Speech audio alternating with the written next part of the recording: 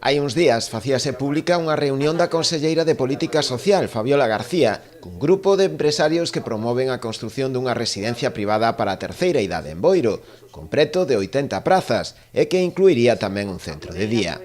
A residencia emprazaríase nun edificio situado no lugar de Fontelomba, na parroquia de Lampón, unha proposta da que é tamén coñecedor o Concello dende hai tempo, que aplaude a iniciativa. Estamos moi contentos que proxectos empresariais recaian no noso municipio de calquer índole e neste caso pois unha residencia na cal estamos traballando desde fai moito tempo, non? Xa temos un informe favorable do arquitecto municipal ao respecto e agora está pendiente que en estas vindeiras semanas, ou ben esta semana que ven, pois xa tendremos o informe xurídico por parte do secretario, que é o que falta, e a súa aprobación na Xunta de Goberno local, e con isto xa poderían iniciar o proxecto. A verdade é que nos próximos días me volverei a reunir con eles, os chamarei para reunirme con eles unha vez que teñamos todo aprobado e saber de primeira man deles cando queren iniciar o proxecto, non?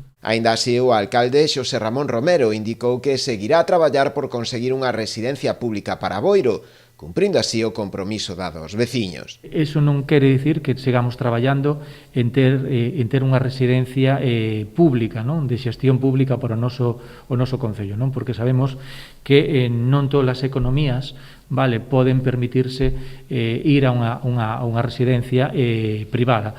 Pero sí é verdade que hai xente con capacidade económica para poder ir á residencia privada, pero tamén hai xente que non pode acceder á privada e ten que ser pública. Compre lembrar que o propio Concello puxo hai uns anos a disposición da Xunta unha parcela municipal de preto de 6.000 metros cadrados de superficie, próxima ao Parque da Cachada, para construir ali a residencia.